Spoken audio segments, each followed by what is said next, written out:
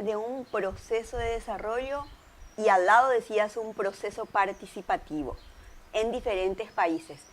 Son dos cosas que requerimos acá en Paraguay, pero urgentemente entablar esos procesos de desarrollo y esos procesos participativos.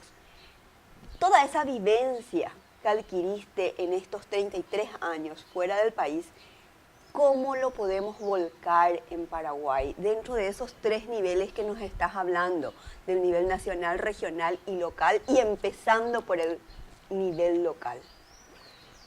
Es dependiente del proceso de desarrollo social, de cómo la gente entiende sus derechos, de cómo la gente entiende sus obligaciones y el ambiente que te facilite tal cosa, ¿verdad? Entonces, digamos, Paraguay, una dictadura tremenda, 35 años de cuasi oscuridad en el país, en el que solamente un pequeño grupo pudo desarrollarse y crecer, y otro grupo fue muy oprimido y reprimido. La gran mayoría. Que representaba la gran mayoría y con muy poco acceso a oportunidades educacionales o de conocimiento.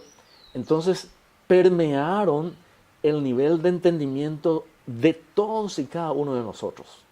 Y de ahí uno tiene que partir, de ahí tiene que partir el proceso de participación. Primero entender un poco cómo es que el paraguayo vive su propia realidad, cómo entiende su propia realidad, cuál es el referente más cercano a esa realidad que tiene y cómo esas referencias y esas realidades se relacionan a las políticas de desarrollo social y económico que el país toma.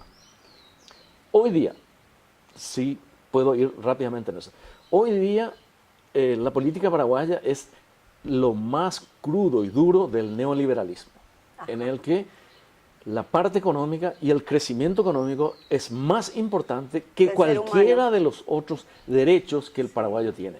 Y entonces la parte social queda relegada. Entonces, si uno puede figurarse eso, es como si fuese un tren que va a toda marcha. Y la gente, ¿verdad?, se queda. Y el proceso de crecimiento va a toda marcha. El proceso económico. Y la gente va cayendo, sí, y no hay manera de alzarlo de vuelta al tren, porque los servicios públicos están faltando, no hay capacidad, no hay respuestas. Desde ese punto de vista, entonces, tenemos que cambiar esa dinámica y tenemos que ver de qué manera partimos de vuelta desde abajo para poder hacer ese cambio que se necesita. Pero si yo hablo mucho de esto, nuestro propio entendimiento ideológico va a hacerle creer a la gente que yo estoy hablando de una cosa de la izquierda, de la zurda, y no es así. Yo lo que estoy hablando es de desarrollo social. De desarrollo social. Y de la desarrollo gente, social de la gente, necesita humano, que la gente participe. Hoy justamente leía algo sobre el tema, como el 10 nomás estuvimos con el tema de los derechos internacionales, de derechos humanos, y posteaba una cosa así, decía, los derechos no son, tu derecho no es algo que alguien te lo puede dar. Tu derecho es lo que nadie te puede quitar. Correcto. Tiene que ver con lo que estás diciendo, entender qué es tu derecho, a qué tenemos derecho y que nadie nos lo puede quitar. Ese tren que estás diciendo es tan gráfico, el tren del proceso económico que algunos se benefician, le tira a la gran mayoría de las personas a los costados y no se pueden subir. Y nosotros necesitamos que localmente estructuremos ese grupo humano que está decidido a encontrar una solución entre todos, porque hay que entender que la sociedad es plural, estamos de todos, hay gente que puede más, hay gente que puede menos, hay gente que tiene una ideología, otra ideología, pero cuando hablamos de desarrollo no estamos hablando de ideología, estamos hablando de una necesidad de desarrollarnos como sociedad. Ahora, ¿a través de qué lo hacemos? Bueno, esas son decisiones que en democracia se dice la gente vota.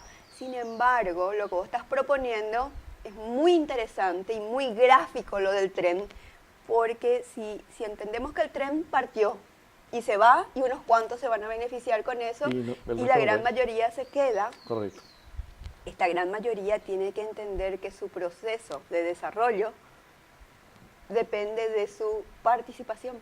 Así es. Demasiado elocuente lo que estás diciendo, Juan Carlos. Gracias, Rosa. Me encanta porque creo que este es el momento en que la gente tiene que entender que si no nos inmiscuimos todos en el problema, la inseguridad va a crecer, los problemas, los conflictos, no hace falta llegar a una guerra. Hay otros tipos de guerra que son devastadoras para nuestra que hoy sociedad. tenemos. Así es, que hoy tenemos en el país. Pero por eso es muy interesante, bueno, ¿cómo podríamos revertir esa situación de que cada uno se encierra en su casa, no participa y deja que las cosas ocurran como una situación así de abstinencia? Le voy a castigar, yo no voy a participar, sin entender de que el que se está castigando es a sí mismo. Así mismo, así es. Le deja enriquecerse a unos cuantos.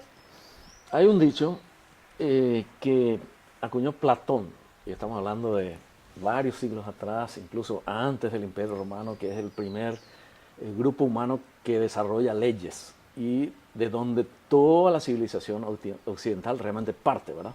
Comienza en Grecia, pero es Roma la que crea las primeras constituciones.